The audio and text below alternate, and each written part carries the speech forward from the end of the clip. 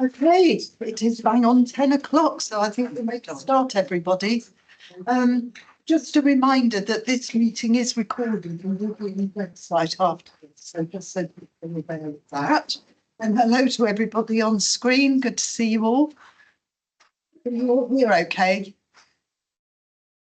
Yeah, brilliant. I just want to apologise for not being in person like I said I would be, but the traffic was horrendous this morning and it was quicker to turn around and go back home. Yeah, we've all been there. Thanks, Lisa. We feel your pain. Okay. So we do have a number of you online, as we can see. We do have some apologies from Grace, Byrne, Sarah George and Stuart Robinson. There are a lot of new governors for whom this is a first meeting.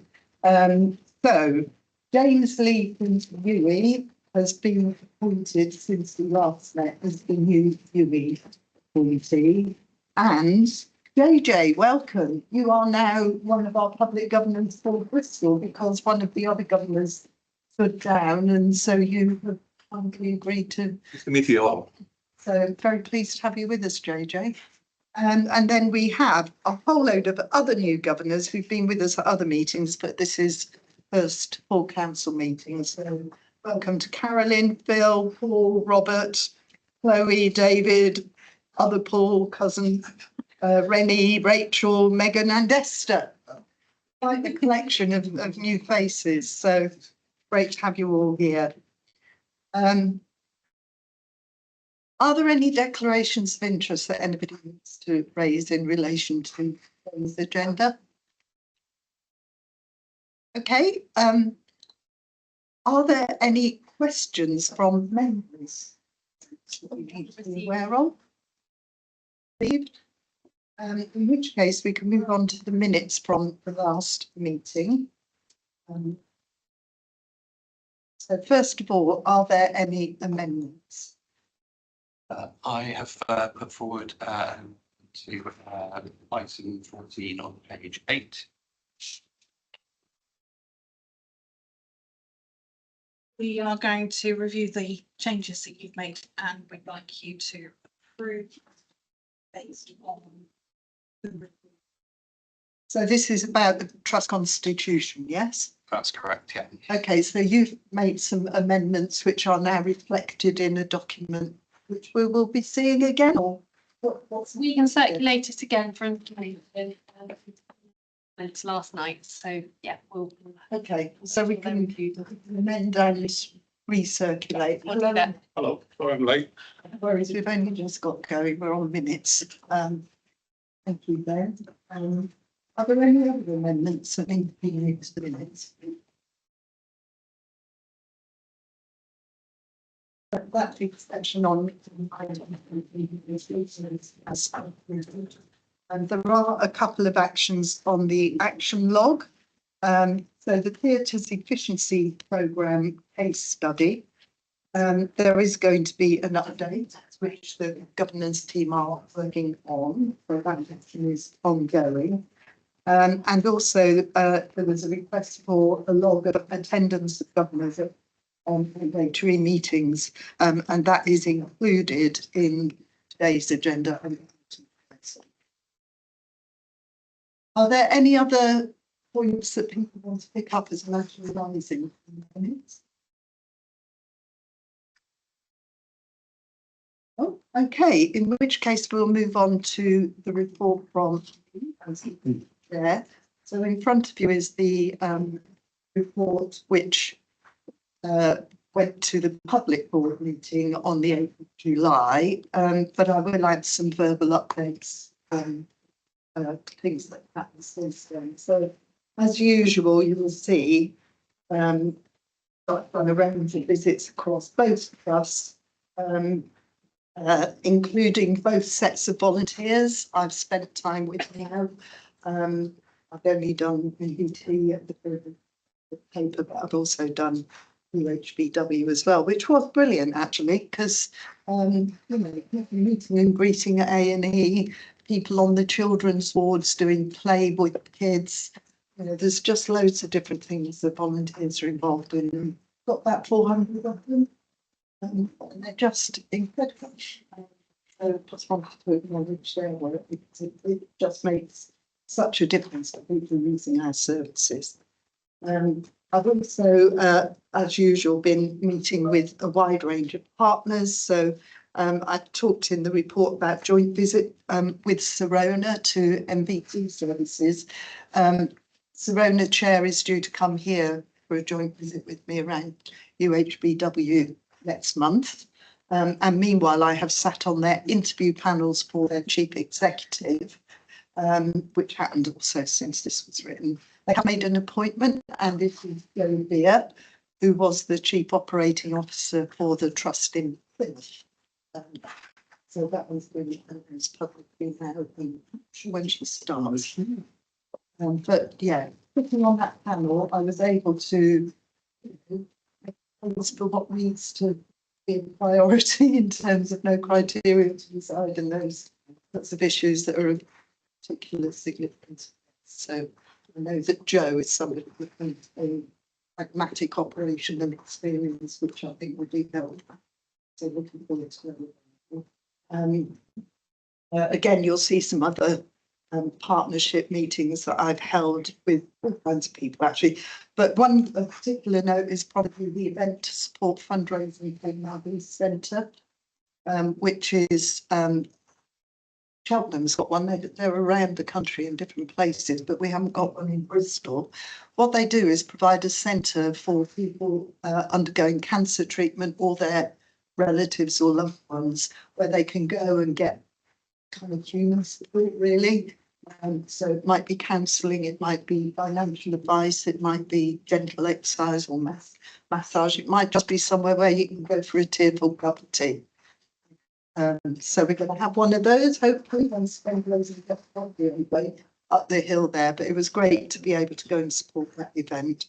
The things of note, probably that Maria and I, since this report was written, went to meet the new mayor of Wecker and the chief executive. It is clear that they really want to work with us on joint agendas around health and well-being for the population and improving the local economy as well. So we'll be meeting with them again, and I hope that they will come and spend some time with our board as well. Of course, again, since this was written, the Med interviews took place, and that was a big deal because it took up 3 whole days. And we'll be talking about that in more detail later in the private session. Just in the public session, wanted to acknowledge the tremendous support from governors, particularly to my right here. Thank you, Jess, for your very good time that you spent with us all 3 days.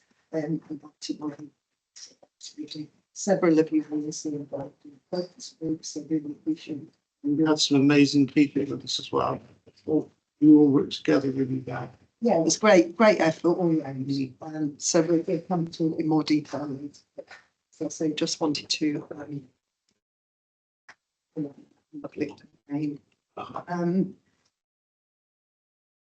the other thing, of course,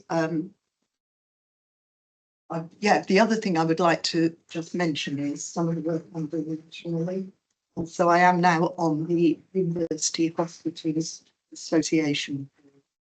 And so we could let you to find out more about it. And the other thing I'm doing nationally at the moment is mentoring 2 people who are on the National Aspiring Chairs.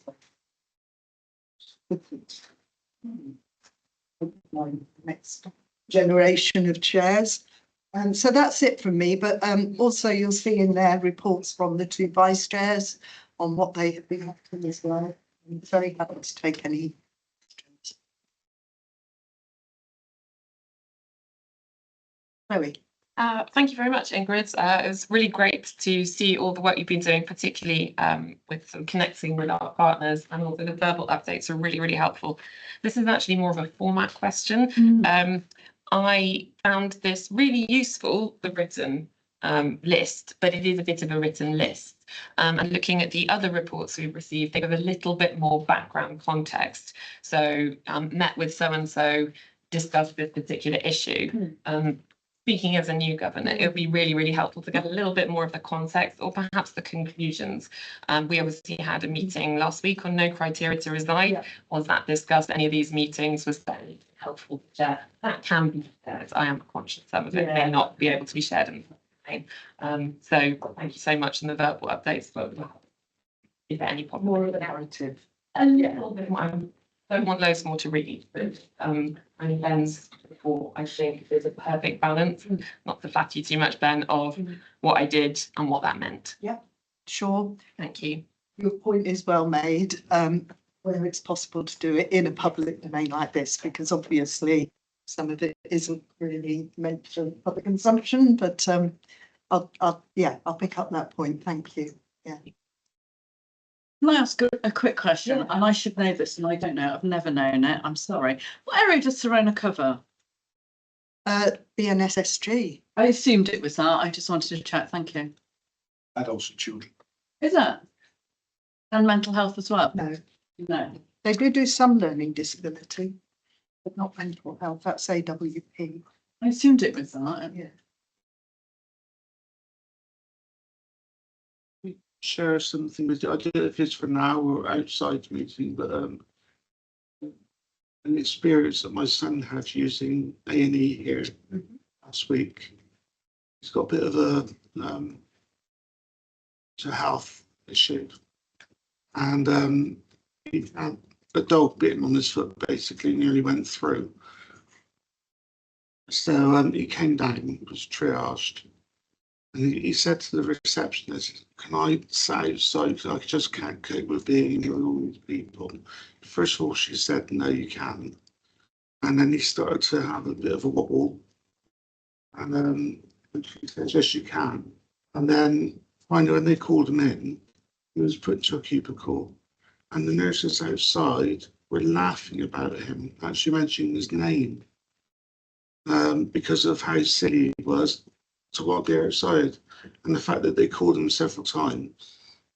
Maybe they told them where he was, and I just thought it was quite unprofessional. Can we pick that up outside? Yeah, if you wouldn't mind just letting me know some detail about that. So his name, the time of your attendance and so on, and I can take that into our panels system. We can look into that for you. I'm sorry you had that experience, Martin, Yeah, I was surprised. for raising it. Thank you very much. Are there any other points on the chair's report, which is just for information? So if not, we will move on. Group Chief Executive Hospital Managing Director's report. Over to you, Stu, today. Yeah, thank you. And so like Ingrid's report, this is the Group Chief Exec report, which highlights a number of issues which was for public board. There have been some movement in some of these issues since this went to public board. So what I was going to suggest is that if we take the report as read, and I'm happy to take any questions on any of the items in the report. There's big stuff in there, so there may well be some questions. But I'll just give a slight additional flavour on one or two of the areas. I think the first area I was going to touch upon is our front door and the current pressures on the front door. Overall ED demand is fairly steady when compared with last year. That was a step up on the year before. So it's sort of gone up and then remained about the same. Acuity is high though, so the pressure on the front door is increased, not necessarily through more numbers, but in terms of the acuity of the patients presenting. The new national standard, which has been introduced and has not yet found its way to the board papers and so on, because it is hot off the press, is a maximum 45-minute ambulance handover and zero tolerance of anything beyond that. Now, previously we were running a mean 45 minutes as opposed to a maximum and a maximum of 60 minutes. And so that has shifted. Over the weekend, and with every trust has been asked to introduce an emergency handover protocol, such that if you are getting to that point, that the ambulance trust can just hand over. We have implemented that, North Bristol have implemented that. And over the weekend, we didn't have any, we had 0 greater than 45-minute handover. So, oh, well, there we go, that's great. And then since then, we've had a number. And I think, and that's associated with some really high volumes in sort of what I might describe as boluses of ambulances all coming at the same time. And it makes it very, very difficult then to achieve a maximum handover from the morgue. We had 20 last night in an hour and a half, which is just impossible to manage to that standard. So very, very challenging at the moment. No criteria to reside is, I would say, unchanged from previously. It's 185 or something this morning. It varies between 170 and 210. So that's about par for the course, really. A lot of work going on in that. So that's the first thing I was going to say. So the ED pressure remains very significant. Secondly, people will know that there has been public communication about our intent to merge the organisation. So anyone who reads the HSJ will have seen that as a headline in the HSJ. If you don't, then there's plenty of comms that have gone out internally about that you could see. So that is now a public facing statement. And there is an all staff bulletin later today that Maria's doing to take any questions and to discuss that issue with all of our staff members. The dominant mood that I've sensed about it is either, oh, we thought you were merging anyway, or well, that time too. So I think actually there's been quite a slightly muted reaction because people thought we were already there, and a positive one. Just a couple of things just to flag up. So in the paper, there's a description of the NHS oversight framework, which is the new monitoring system for NHSE of trust based on a number of criteria as outlined in the paper. Just to say that if you are on 5 of the metrics forming to an internationally fantastic standard, and you're overspent, the 6th metric, the highest tier out of the 5 you can achieve is tier 3. So it's automatic that you go to tier 3 and that's, remember, 1's the best, 5's the worst. So if you are overspent. We haven't had formal notification yet of where we are going to be. And so it's not public facing where we're going to be. All I'll say is when we've done our self-assessment, it looks like we might come out as we are in balance with a good tiering, but we'll just have to wait and see when the public facing information comes through. Is that fair enough? That's fair enough. So there's the tiering, but there's also the ranking, isn't there? The league tables. Yes. Yes. So we'll be looking keenly to see where we land in the league tables for both trusts as well. And again, cautious optimism, I think, is called for in that regard. So when that comes out, I think that'll be positive news. In the paper here, there's reference to the soon-to-be published 10-year plan. Well, of course, the 10-year plan has now been published, and is a heavy tome. It's 166 pages long. There's a lot in there. There's quite a lot of narrative around some of the items, so it can be summarised probably into. You're welcome. Come on in.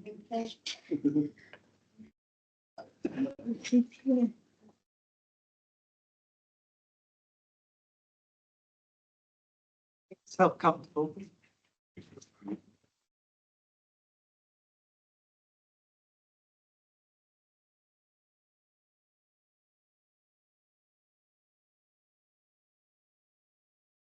Okay, thank you. So I was just talking about the 10-year plan, summary of the 10-year plan. So basically what it outlines is the case for change, and I think everyone around this table is pretty cited on the case for change already, so I won't go into the detail of that.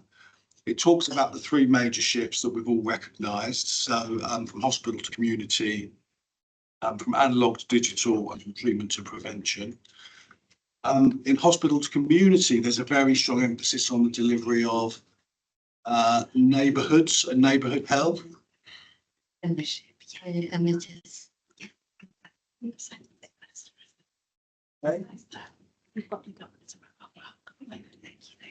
So yeah, the mentioned a member of the public, not a governor, so we'll just sit to the side rather than other things. Okay. But welcome, have you here. There's so many new governors I don't know. Yes, absolutely. So a really strong drive towards neighbourhood health as a key component of that shift. Analog to digital, very strong drive. And I sort of worked this out about 5 or 6 years ago in my mind. It took a while, but the digital shift that we need is not how we order x-rays and how we do our paper, how we do our patient record and all those sorts of things. They're important, but they're not the shift. The shift we need is how we interact with our patients and our patients interact with us.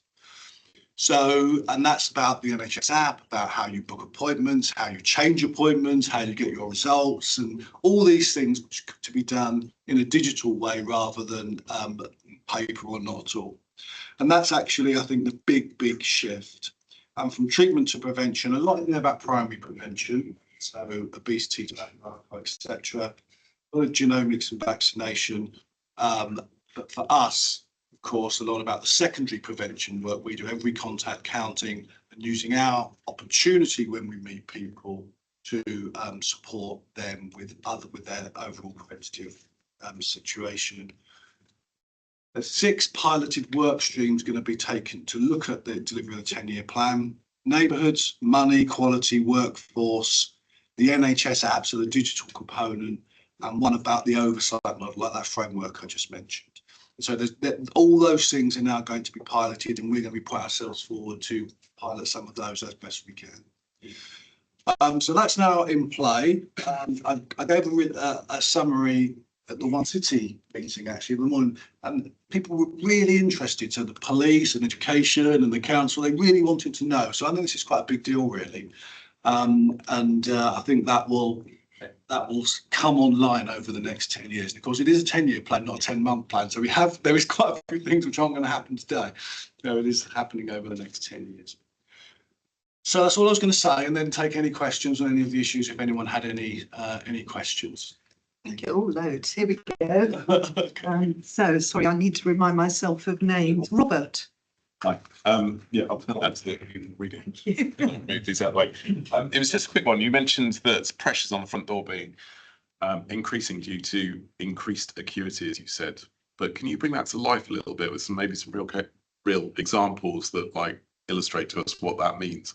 I mean, I get it conceptually, but. So I would look at that with 2 lenses, I suppose.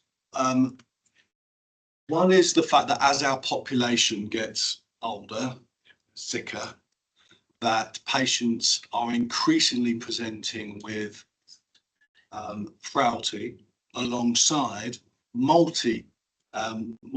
So in years gone by, when I used to work in ED, people would present with one thing. They'd come in, they're having an asthma attack, or they'd be having chest pain, or they'd be having appendicitis. That's not the pattern now. Is very different to that, and what we're seeing is very old, frail people tending with off their legs and have a combination of 2 or 3 different things. So that's sort of, that is related to demographic shift.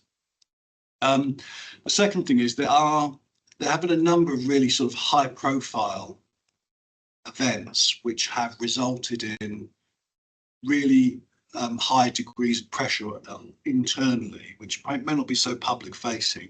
I don't want to give specific examples because they've been in the news and you'll know what I'm talking about. But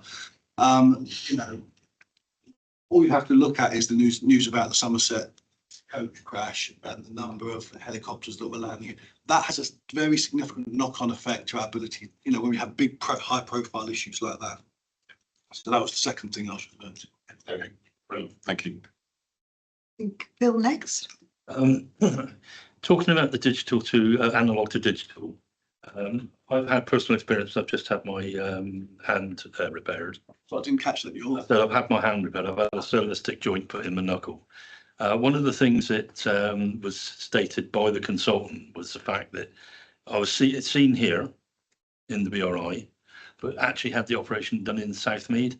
And one of the things she had 2 screens, one with Bristol's details and one with Southmead's details. What's being done to actually, push that forward so it's one system?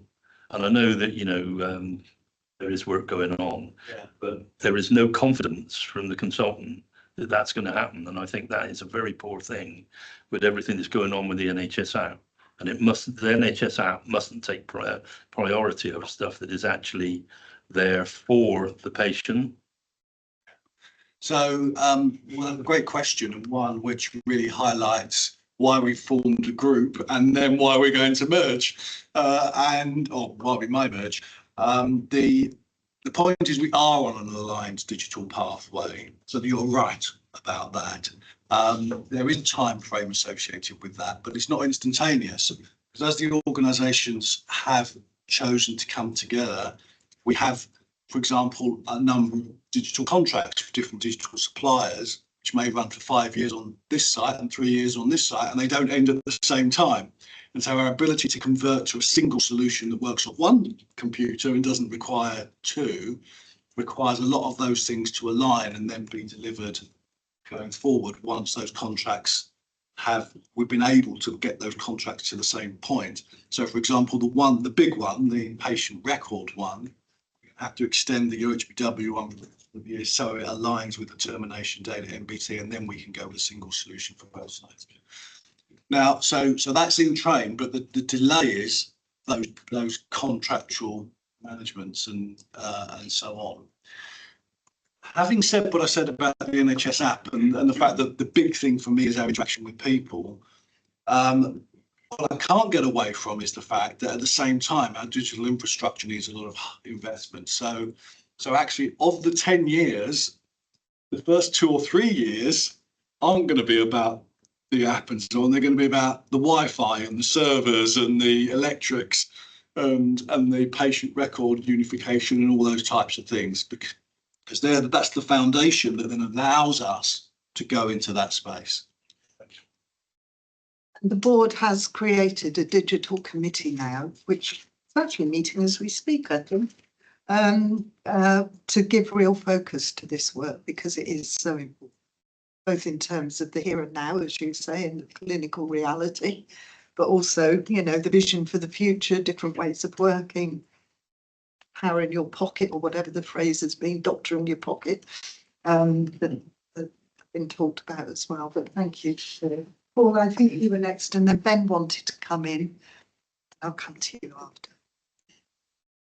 Yes, thank you, Stu. What I was wanting to ask was, if the resident doctors' strike goes ahead at the end of this week, what plans have been made or any adjustments to elective surgery and outpatients on this occasion? Yeah, so very sad. Two things are very sad. The first thing very sad is that we're in a position where I think it is very likely the resident doctors will be on strike at the end of this week. The second thing that's sad is that we've got quite good at handling that, because we've had quite a lot of experience of it over the past year and a half. And so we have quite a well-oiled machine in that regard, actually, now. And what we do is, obviously, we ensure we can provide all of our emergency services and urgent care services. And then we build onto that our best judgment of what elective services we think we can provide. The reality is, over time, we've done more and more and more. And so we're in a situation where largely elective services will be going ahead unaltered. We don't fully book that. We leave some leeway. So we don't cancel people, but we book to, say, it depends on the service, but say to 80% of normal activity. And then at the last minute, if we're confident we can do more, we'll bring some last minute additional work in. And that stops people being cancelled at the last minute, but enables us to utilise the right amount of elective activity that ensures we can, at the same time, staff the emergency activity. Outpatients? Okay. Thank you, Paul. Yeah, we're all obviously really concerned to know the kind of the talks this week. But you think it's not looking too pretty, do you? Yeah. I think that the mood music is one of, even if there is some degree of movement and agreement, it will be too late for this particular round, I think is probably where it is. I think Ben, you were next. On electives, just to comment, it's really nice to see the elective centre is now receiving patients. So yeah, it was good to see that last week. Stu, if I could pick up, you highlighted sort of neighbourhood level care in the 10-year plan, and I just wanted to ask whether you feel our ability to provide services to neighbourhoods is going to be impacted by the fact that our ICS has not yet defined our neighbourhoods. Yeah, I mean, the definition of a neighbourhood is fascinating, and I, you know, and this is not our ICS, this is national. So I think, you know, getting to the bottom of what we actually mean by this is going to be a key first step.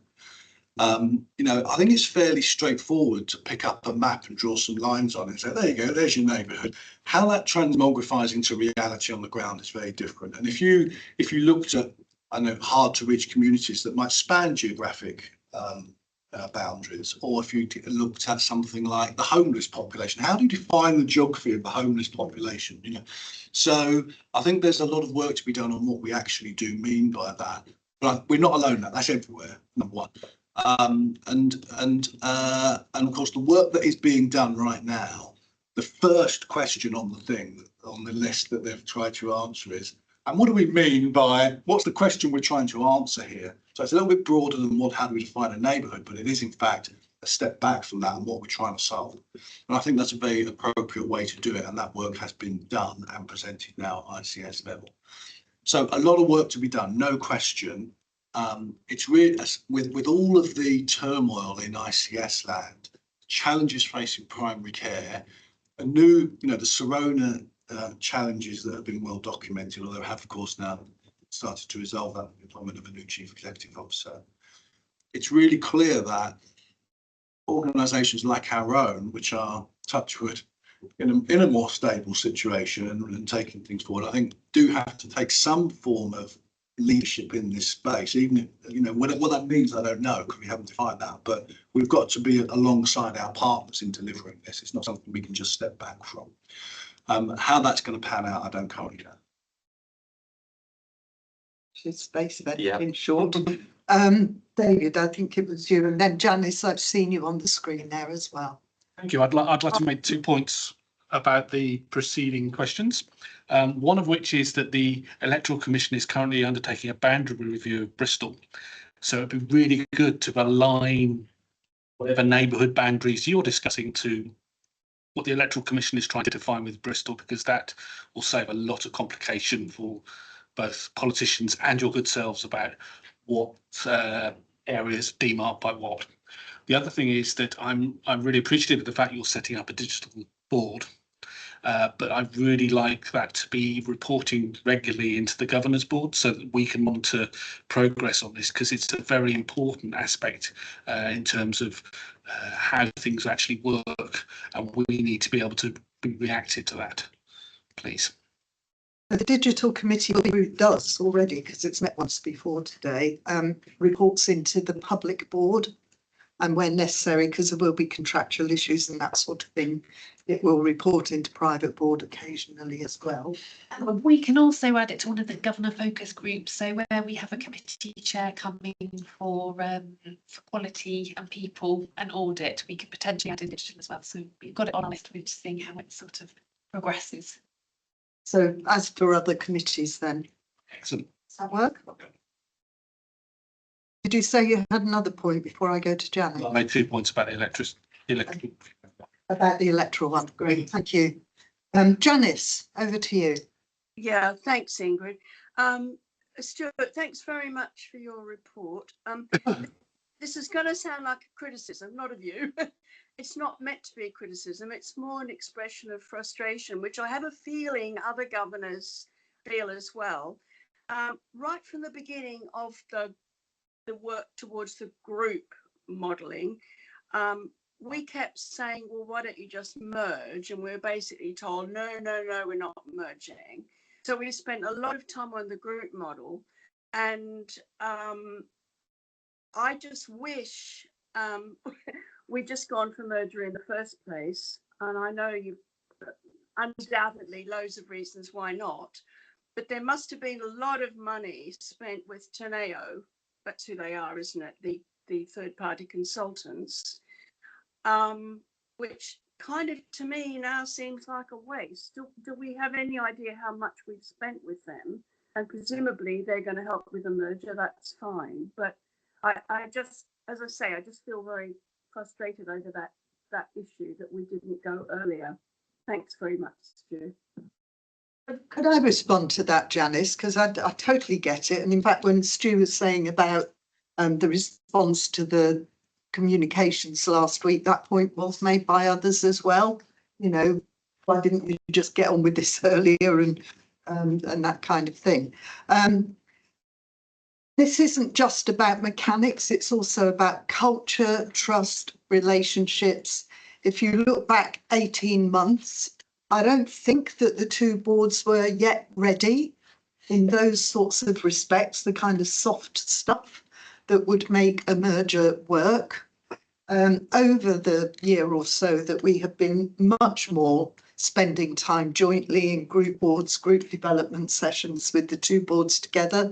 That trust, that mutual understanding has definitely grown, so that we are now at a point where culturally and in terms of the kind of soft environment, we're in a much better place. I think also the work that's been done about the delivery of the joint clinical strategy, you know, it's been proof of concept around areas like cardiology, that this can work, this is worth pursuing. Again, the clinical experience on the ground has developed trusting relationships there as well. So if we'd said 18 months ago, we're just going to merge, culturally, I don't believe it would have worked at that point in a way that it can now. To your point about Teneo and the work that we've been doing towards the group, it is largely the stuff that we would have to do anyway as part of a merger. So if you think back over the stuff that we've done with the two boards with Teneo, and which we have periodically been bringing to governors as well. So the strategic case, the benefits case with the 4 Ps, the financial case, and indeed the pros and cons case about whether or not to merge, we'd have had to have done all of that anyway, even if we'd gone straight to merger. There are a couple of things that we now need to do as part of the merger process that we haven't already covered. Crucially, the due diligence piece.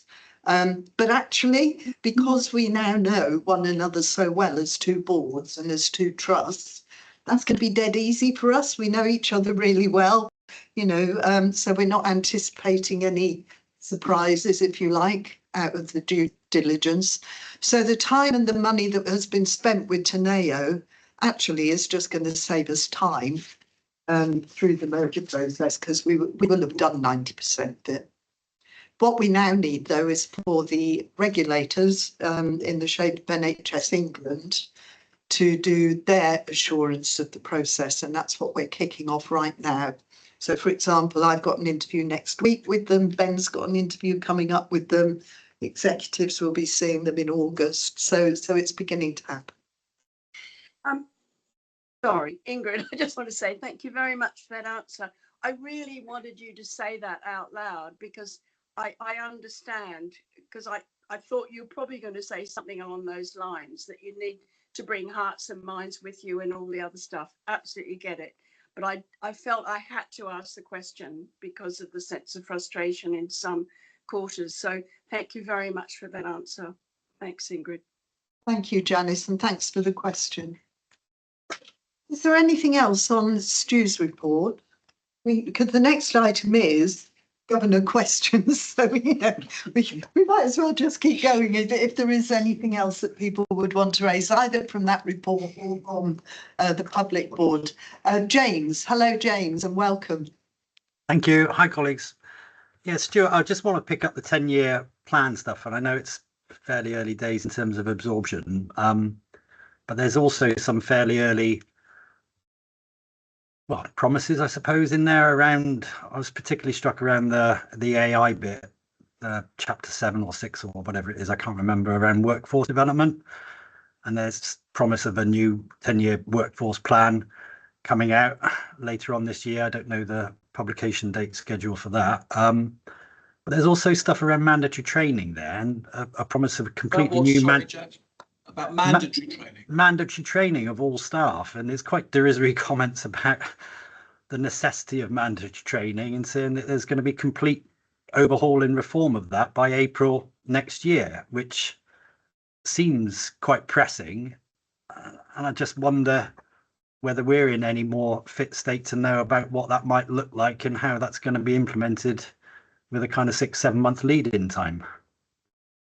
Okay, thank you. So, James, if I did mention that there were 6 pilot areas. I didn't go into the details of those, but one of the pilot areas, as I said, was the workforce area. Under workforce, there are 4 headlines which I can just flag up. The first one is to develop and publish a new 10-year workforce plan. So that is exactly the plan that you've just mentioned. And within that, I think there will be reference to things like digitisation of workforce processes and I presume mandatory training, although that's not overtly stated. Secondly, to publish a nursing midwifery strategy.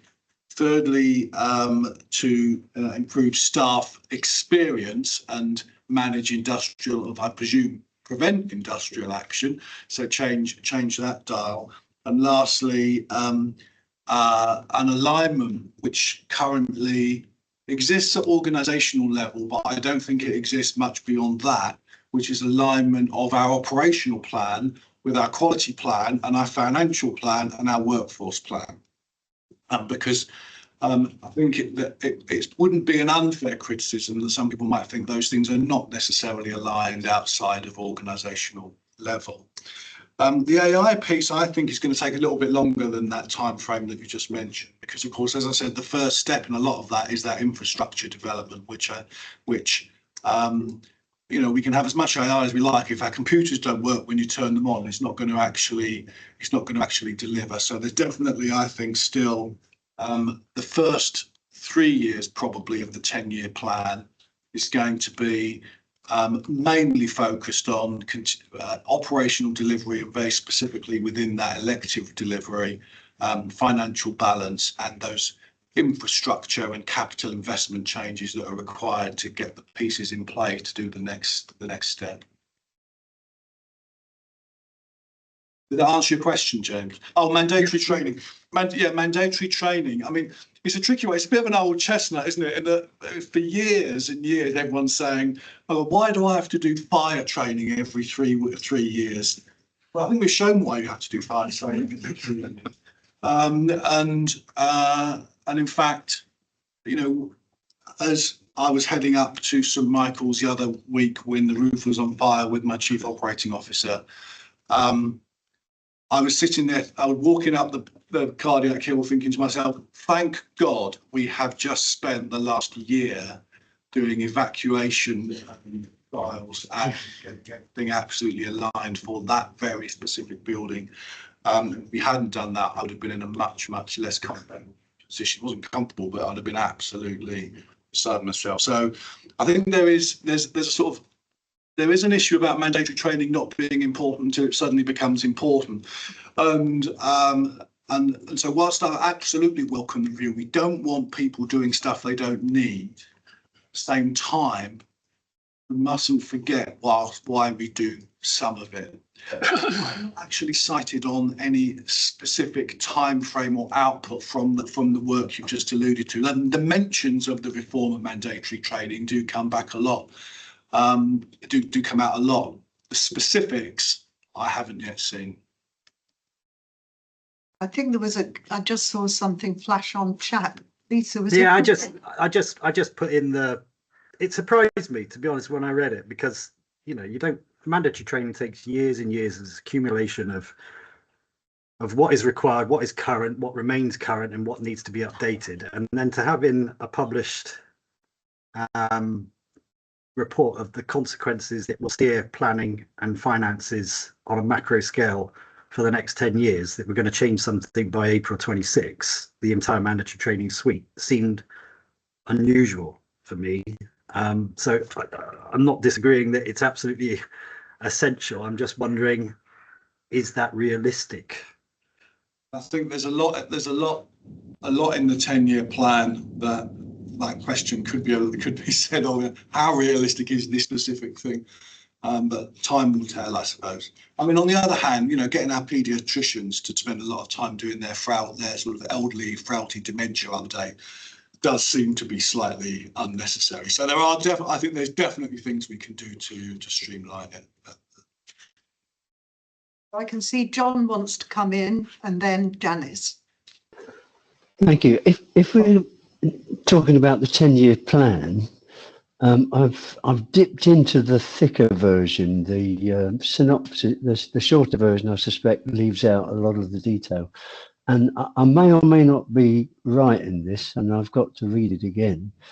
But I'm particularly interested in the flow of money and the flow of control. And in somewhere around section 8 or something like that, it seemed to hint at the secondary sector, well, which is us, you know, the new MBT UHBW coming together, may well take over the community aspect of things. To some extent, at the moment, there's a little of that going on, but it seems to hint at more. And in amongst all that, I'm obviously interested in what's happening to the governors, because it seems to be said that by Mr. Streeting that I don't think he sees the value of governors. It was said that NHS providers tried to put him right on that, but it hasn't led to an amendment of the 10-year plan. So there's lots of things which I have confidence that the leaders of the MBT UHBW arrangement can deal with as they've always dealt with, including training. But what I'm more interested in is anything that you read into or get out of the 10-year plan that says that money will go to community and it will be managed by competent people. So I don't know if you want to comment on that at all. Yeah, okay, thank you, John. So do you mind if I stay out of the what is the future of governors? Because I suspect it's like shark infested waters here. So I will though talk to the financial one and the system oversight one. And so one of the other 6 work streams is looking at the finances. As I say, I think three things jump out. Firstly, an attempt to end 1-year financial arrangements. So clearly it is contrary to good strategic planning to only have a 1-year financial settlement. And one of the work streams looking at 3 to 4-year financial settlements, what are called medium-term financial plans, which will enable organisations to plan on a much more strategic time frame. So that makes sense, and I think it makes sense to most people. And so that's one work stream. Second one relates to what you've spoken about there, John, which is money flows at system level. Now, it's not really clear what the future of ICBs will be. And of course, at the moment, they are the commissioners who hold at least their portion of the money. They're going to become much more, I think, population-based healthcare commissioners and supporting neighbourhood health and so forth. And there may be the implementation of something called IHOs, or Integrated Health Organisations, which are a bit like the American Accountable Care Organisations, but without the political Obamacare sort of badge. It could be the case that acute providers take up the remit of being IHOs in the future. And an IHO would indeed be the conduit of the money into a system. And as if we were, for example, to want to become an IHO for BNSSG and be potentially Gloucester as well, we would then be the commissioner almost of the services across that piece, which would include, for example, the mental health and community services. And what that would allow is a much straighter flow of resourcing to follow changes in clinical delivery. So if you moved care into the neighbourhood as an IHO, you would be able to more straightforwardly move resourcing into the neighbourhood to match that care. So that is a future which could come our way, John, and would be something I think we would, as an organisation, be very interested in exploring the benefits or not of. Yeah, so that's what I say on that one. Yeah, okay. So it's a watch this space again, John. Thank you very much. We should be having a break now, but so if we could just quickly take the points from Janice and Robert as well, and then we will have a 10-minute break. Janice. Yeah, thank you, Ingrid. James's question reminded me of one of my favourite concerns, and that's management and leadership training, because I don't want that to be us to lose focus on that. It's terribly important. And the other thing is equality and diversity training for the leaders of actually both organisations, especially now we're hopefully merging. And what I do mean is board directors, NEDs, and all the way down. So I just want to bring that back into focus, if I could. Thank you very much. It's really important. Something on.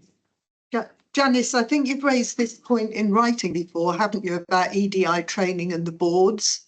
I've raised it all over the place. Yeah. So where we are at the moment, I mean, one of the items of mandatory training for non-executives as well as everybody else is EDI. So we all do that anyway. The boards themselves, I am very clear that we need to do the anti-racism training, actually, which some of our members have already been doing through the Black Mothers Matter, the Black Maternity Matters programme, which has been incredibly powerful. It's been described as life-changing by people that have been on it. So I'm really keen that all of us get the opportunity for that. Last month, we already had a board development session about health inequalities, and how we are going to tackle that. And we had Habib Naqvi with us, who is the Chief Executive of the NHS Race Observatory, sharing insights and intelligence to inform that session. So it is absolutely something that I know that we need to prioritise as a board, and I'm really committed to that as the chair, Janice. I will make sure that is taken forward. Thanks, Ingrid. Will we get some follow-up on that to know that it's been done, that people have actually done it? Yeah, we can certainly report in. Yeah, that'd be good. Thank you.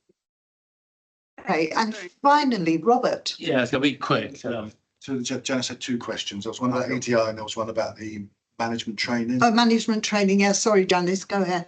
Yeah, so I think there's a general recognition, Janice, that certainly, and this, I'm not using this in a derogatory way, but middle management level training has been a bit remiss for a while, and certainly since COVID. Clearly, we run our own internal leadership training and improvement offer, but actually, firstly, it's accepted, I think, at a national level, this is a gap. But it's also something that a lot of people have seen and are sort of looking to get involved in. And so we sort of end up having a risk of multiple offers for support, none of which quite target exactly what we need. And so, but be that a local or regional or national level. In that context, NHS Impact have put together a training programme, which is currently on the table for consideration, for sort of band 8A type individuals. Now, I think some of the gap is a bit lower than that personally, at sort of 6 and 7, but nevertheless, I think it is welcome and looks like potentially quite a good training and improvement training offer.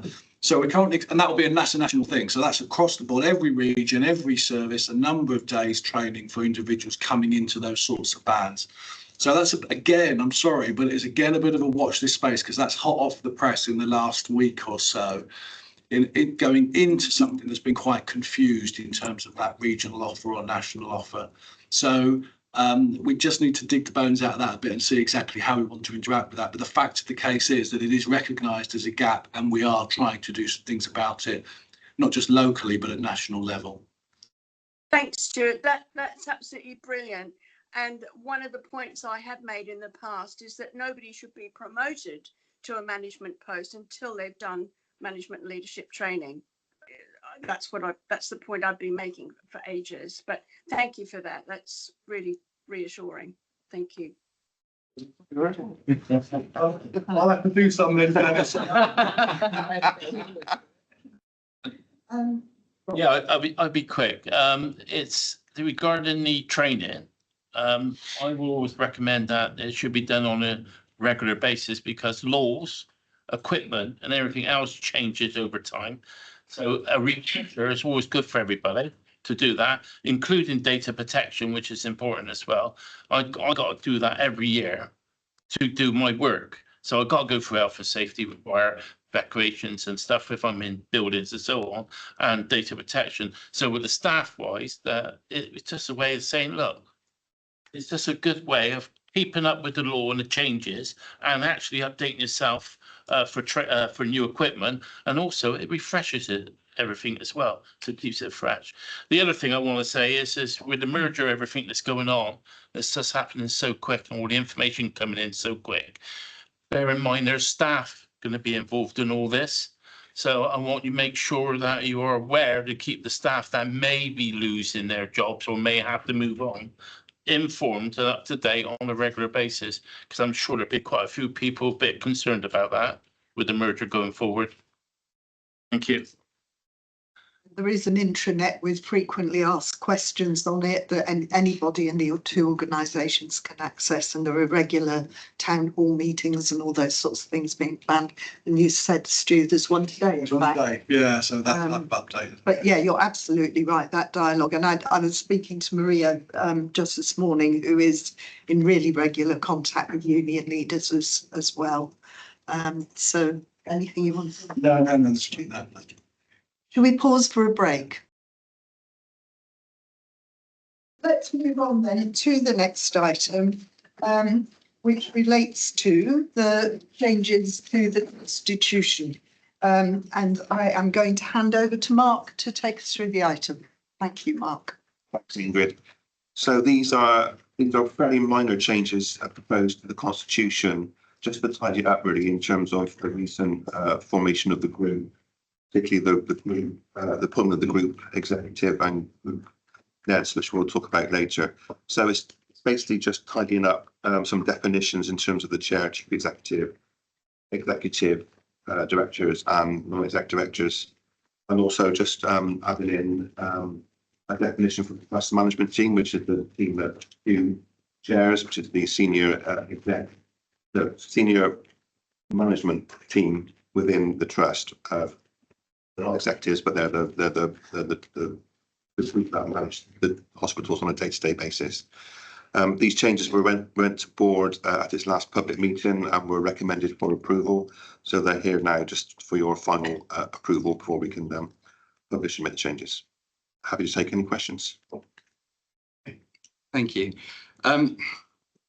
Yeah, I do want to raise some concerns about the process and the current state of the amendments that have been brought before us, because we agreed a clear process in May when I presented Eric with some amendments to the amendments that were being brought forward then. Eric said that he would review the comments and circulate a summary. You were asked to approve those further tweaks on our behalf, and we agreed to that. And then it was agreed that the final version would be sent to governors.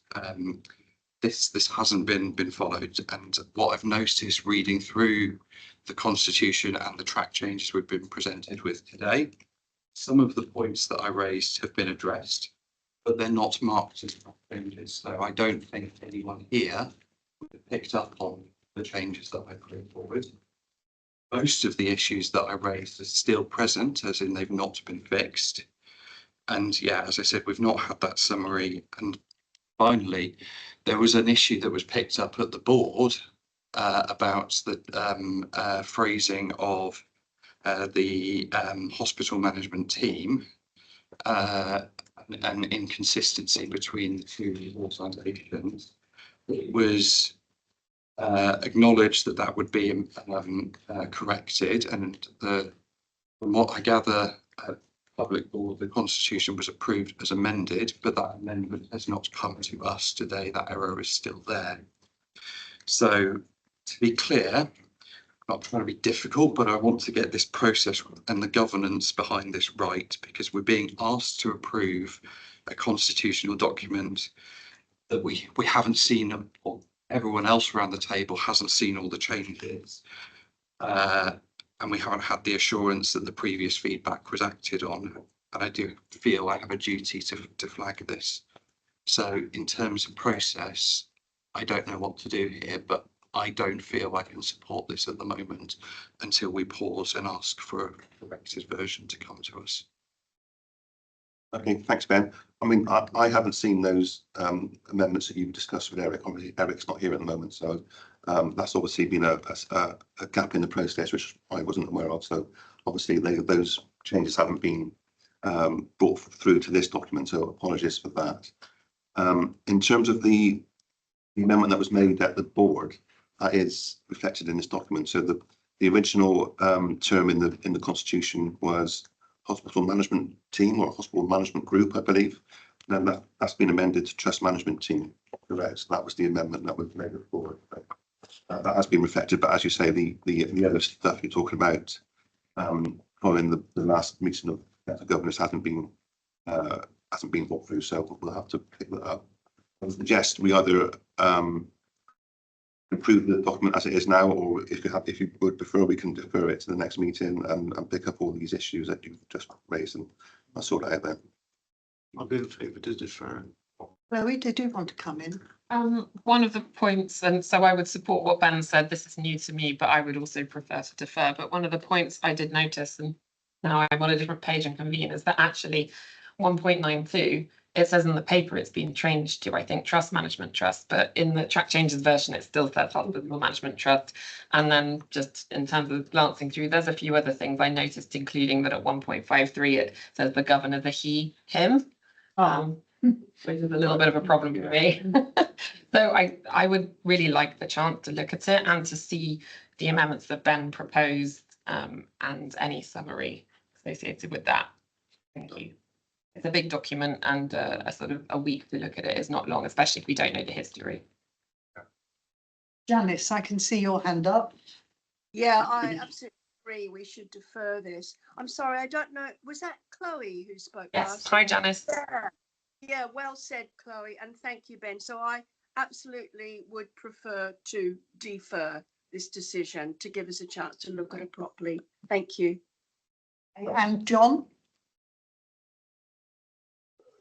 I missed the beginning, but if the arrangements proceed to a merger, will the constitution need to be amended again?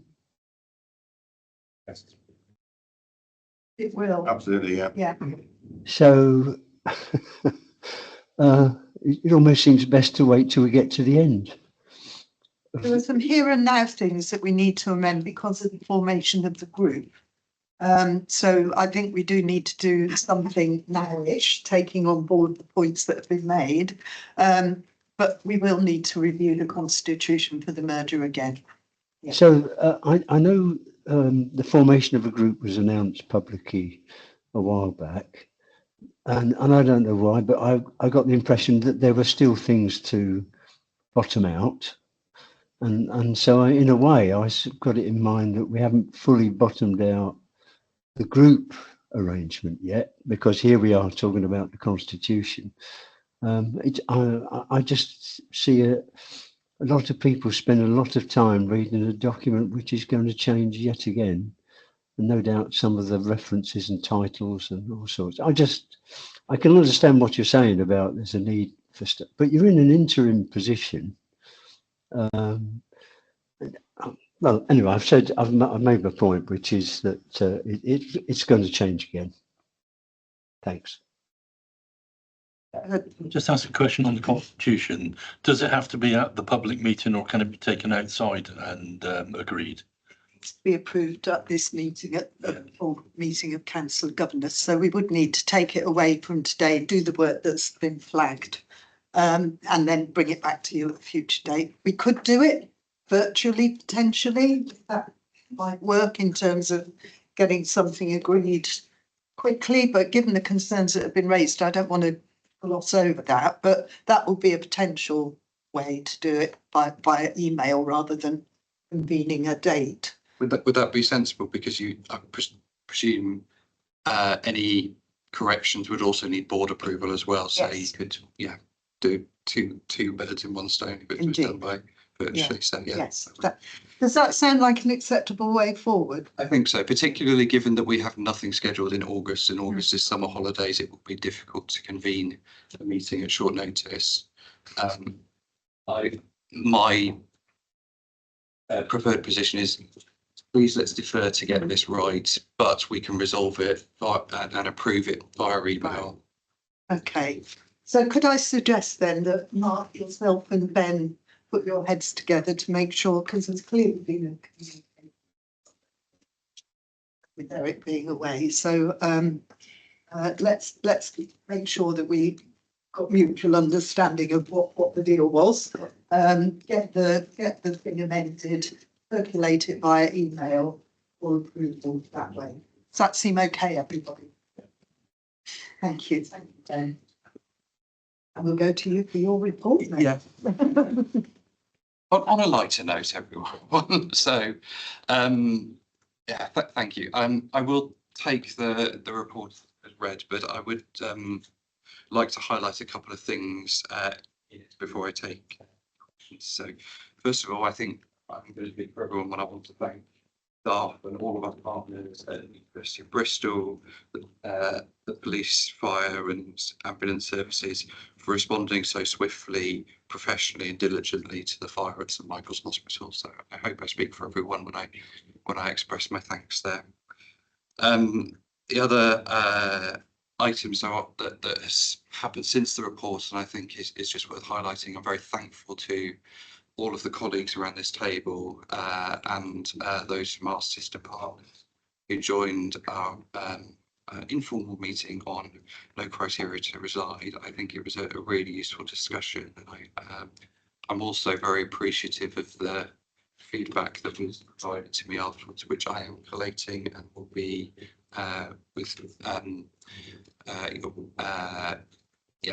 we'll be providing to the Foundation Trust team, so that hopefully we can get some answers to any follow-up questions that were made. And then finally, just to highlight, so as Stuart and Ingrid have pointed out, part of the current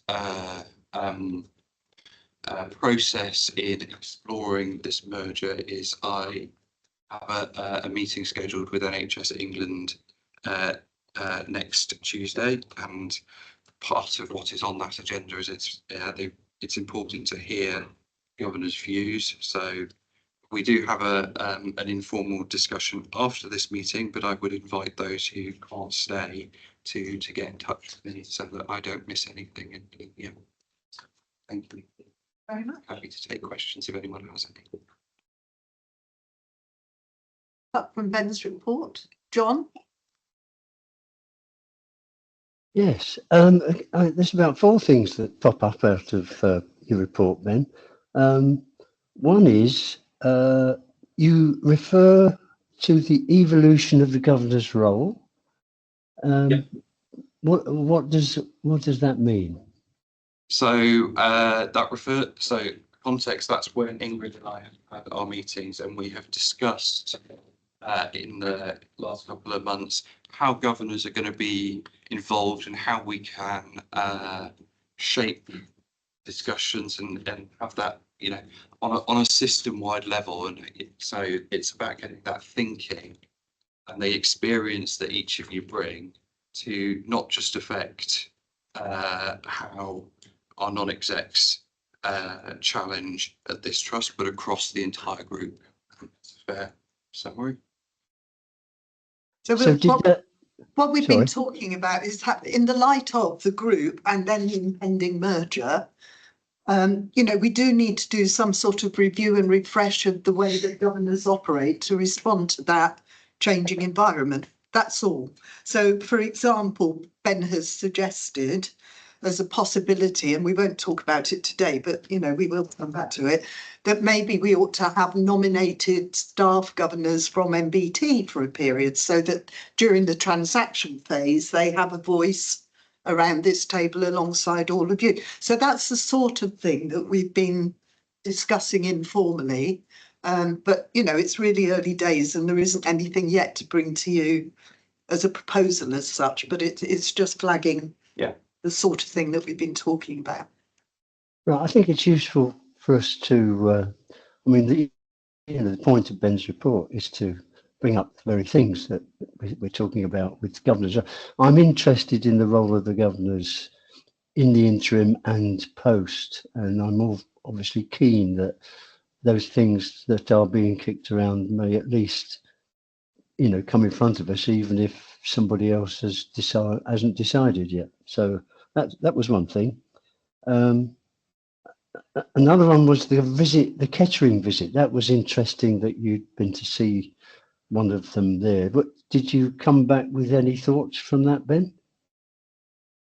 Yes, it was in. So if you recall, I did a piece of work with them earlier in the year, and they did invite me to come back to watch their Council of Governors, and I did join as an online guest. I didn't drive to Kettering for the day, but it was interesting just to see the nuances between two different trusts, and for one that has worked with the team here and were ahead in terms of the group formation, just to see how they were challenging their board was interesting. Yeah, it'd be good to, not necessarily now, but it'd be good to hear your thoughts on that. On the no criteria to reside meeting, the 2.5-hour meeting we had, from my point of view, I don't think it quite reached what the governors that felt strongly about it. I don't think it quite reached where we had hoped we might get. A lot of time was spent on the effect it has on the hospital, which we all knew, in terms of the problems at the front door, the problems at the back door and everything else. But it was more wanting to know what the barriers were. There were a couple mentioned in the slides, which if you read them after the meeting, you could pick up, such as what Stuart has mentioned just today, which is the people that tend to end up classified as no criteria to reside are generally, but not always, people who come into ED with multiple problems and of a certain age, which I think was quite an important point for we as governors to understand, because it's one of the issues that I think it's worth us thinking about. So we don't want to put too much of a damper on the 2.5 hours. I wouldn't want you to think that solved all of our problems. The final thing was the fire. So do we know what caused the fire? Do we know what things will be put in place to avoid it happening again? And it was suggested to me that the photocells are council owned rather than hospital owned. So what's the situation with that? I'll come back on the fire, John. So the solar panels on the roof of St Michael's were indeed owned by Bristol City Council. There are no more solar panels on the roof of St Michael's, and they don't own any panels anywhere else on our estate. That was the only area. the cause of the fire, what went wrong with the solar panels will never be determined, is the information we have. That all the evidence is up in smoke fundamentally, and so we won't know exactly what went wrong with that particular panel. To prevent future recurrence, we have refreshed our SOP in terms of reviewing and maintaining the solar panels, because we have them all, our own ones elsewhere on the roof, none as old as the ones the council had on St Michael's. And so there is a robust plan of review, inspection, maintenance, removal as necessary, which has been existed before, but has been strengthened on the basis of the experience that we've taken. I guess there was some opportunity to draw on the experience at the museum by Millennium Square, where they had a roof fire, and one wonders how many other places have run into a problem. It's fundamentally an identical event, Yeah. So there's something that people with solar panels need to understand about perhaps the maintenance and checking on a regular basis. Yeah.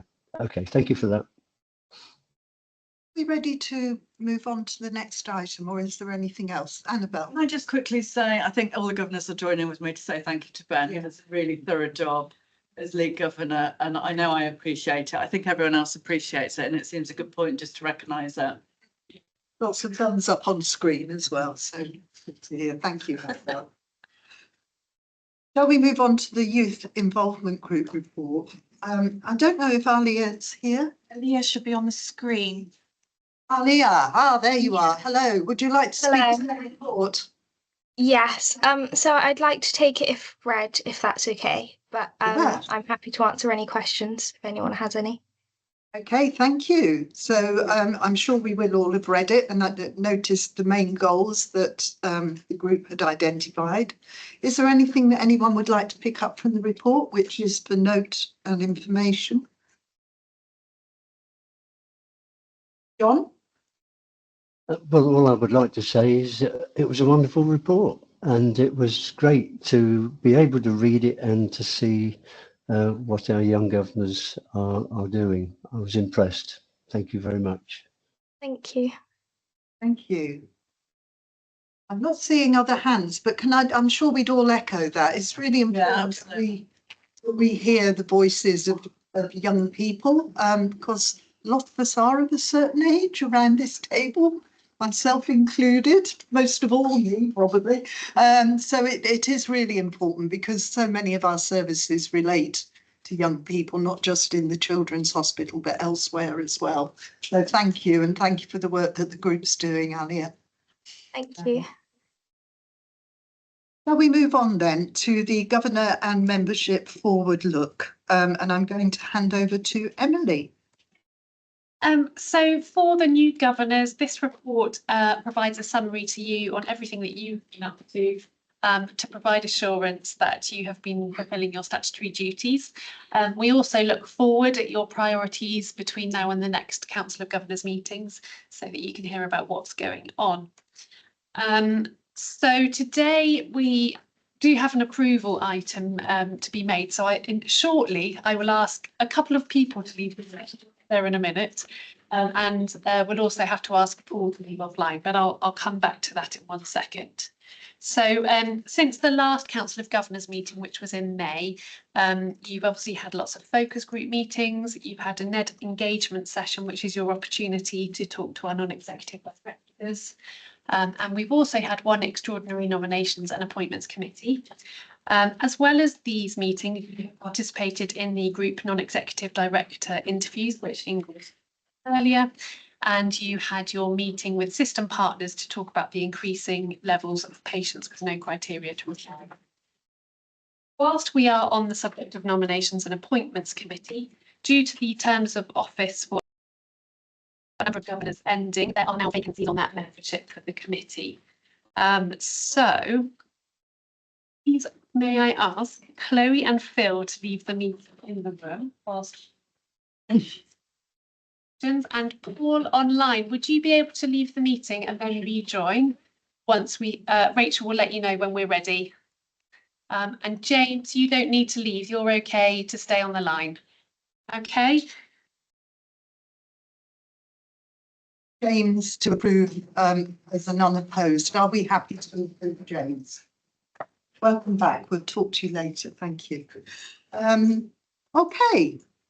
What else do we need to pick up from this? I know that we have got the login here about who has been at which meeting, which is something that you asked for. I'm disinclined to have an in-public conversation about that, but maybe it's something we could pick up at the meeting in private to see what you want to do with this information, because it is quite enlightening. That's a good idea, I think. Is that okay? That's a good idea. Other than that, is there anything else that people want to pick up from this report? So just on that suggestion, the meeting in private is only 45 minutes. Yeah. Can I suggest we defer it to the next focus group day because it falls into one of the remits there? Okay, if that Is works that for you. all right with Does that work for everybody? Great. bring it to the next Sorry, what was strategy focus group? So you can come to a view about what would be the right way to proceed, and you can then bring a proposal in private. Can we look at this information annually? Because I think it is a good thing to do annually. I agree. Yeah, absolutely. People think that's a good idea? Yes. Okay, so discussion at focus group, proposal to next private council for any decisions that are made, and an annual review. Right. Anything else from that paper to pick up? Like the annual members meeting. Oh yeah, of course. Yes. So under Appendix 3, we have sent you some details about our annual meeting. It's going to be held on Tuesday, the 16th of September, and we're holding this meeting in conjunction with North Bristol NHS Trust. So it will be a joint celebration of the work that we do together. So you're all encouraged to join us. We're also going to have a health fair before the meeting. So there'll be a number of community groups present that you can chat to. So it'll be a great event. It's going to be held at the Malcolm X Centre in St Paul's, which is in central Bristol. Just up the road. We'll give you all the information. Have you had a meeting there once before? No. I don't know where it is, you see. You might be thinking of the community drop-in event that you didn't come with us. You weren't actually there, but yeah. Okay, Paul? Can I just check, is the annual members meeting being preceded by a governors meeting on that day or not? Not on that day. There is a health fair beforehand. So Right, okay, so I may have misread it, but I thought in the calendar it looked as though there was governors meeting preceding the health fair. no, there isn't. I've checked the diary. I think why it's listed in the diary as a governors meeting is because it's where we as governors receive the annual report or on a formal basis. So it's it is really highly recommended, and I don't know what the chorusy has been set at this year in order to receive but we do encourage people to come so that we meet the numbers. It'll be 50%. Yeah. Any other questions on the annual members meeting? I've got one. Yeah, and go I'm on. sorry for being full of questions today, but it looks like agenda item 5 is missing, and last year that was the highlights of the quality report. That been dropped for this year. It has been dropped. I don't know. Why? Is it just a time constraint? Okay. Yeah. But we do. The presentation, that's the hope anyway. The comms are right in the presentation. So with any luck, they're heavily involved in all. Ben's right. I mean, we absolutely do need to report on quality alongside finance, actually. So yeah, maybe presentationally it could be put differently in the agenda as well, so that it's, because if you're thinking, oh, we're going to hear about quality, so will everybody else. Yeah. So I think it's a point well made. Maybe we should just rephrase the agenda to make it absolutely clear that that shall be covered. Take an action to get that done. That's brilliant. Thank you. Good spot, Ben. Thank you. Anything else on that then, or are we ready to move on? So the next item is Governor's Log of Communications. So you can see that in front of you. We've got 2 new questions, 2 that have been closed, although one will be followed up, a couple that are outstanding and a couple that are with the Governor in a separate meeting. Don't know if there's anything specific to pick up from any of those, just for information really. John?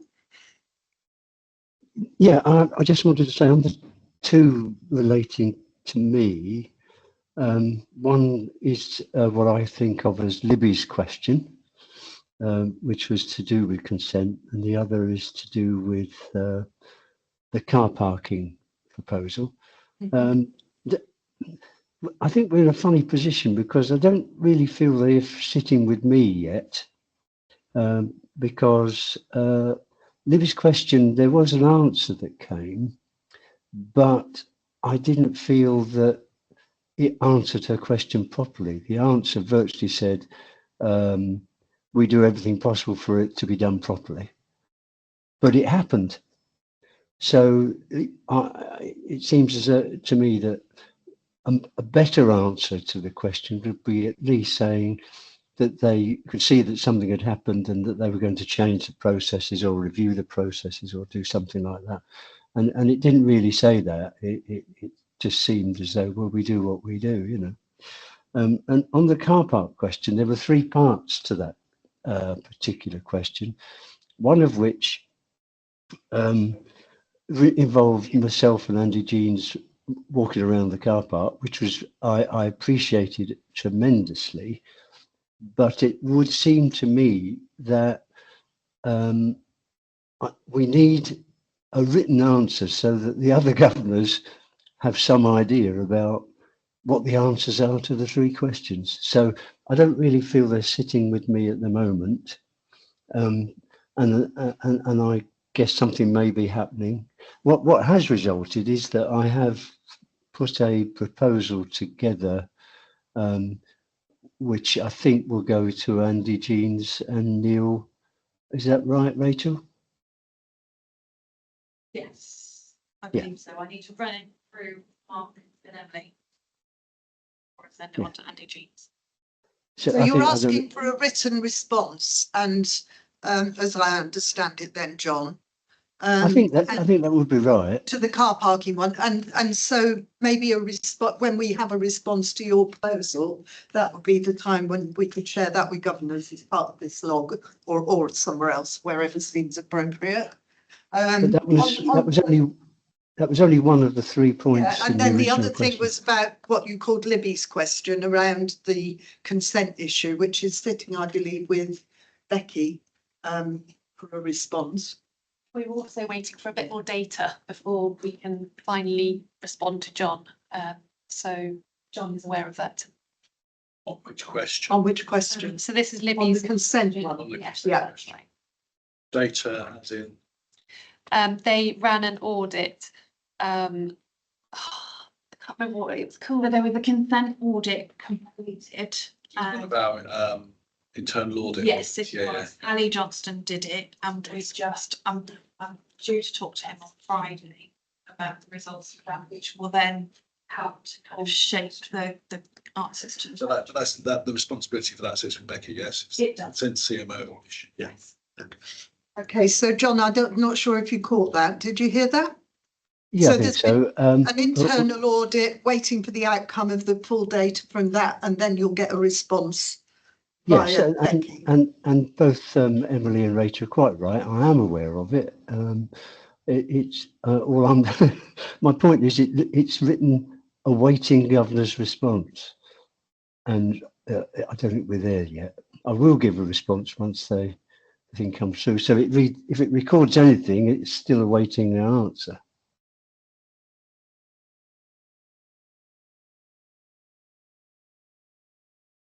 So it's the parking one, I think it says awaiting response, and I take your point about that we can reframe that. Okay. Thank you. Anything else on the governance log of questions? Any other business? Thank you, Peter. I'm still obviously because I'm injured at the moment. But still going to the heart. And I go through the heart clinic and I noticed that the walkway has now caught fire on one end and is obviously damaged on the other. Is there any update on how long that will take to repair, or is it going to be repaired, or are they going to get rid of it? Right, okay. When I last asked that question, there wasn't an answer to it. So we're still in the process of being evaluated. I'm happy that we pick that up and take it offline and come back to you with an answer. I think it's important because I was watching a lot of people come down. Now I was going down through the Heart Institute to level 1, but a lot of the people going to the Heart Institute were struggling going down because they've got to walk all the way down and around, you know, and that is one hell of a hill. Yeah. That's yeah. If you could take that away, that'd be great. Thank you, Phil. Any other business? So we've already noted the annual members meeting, 16th September, and next council meeting will be on the 18th of November. So thank you all very much.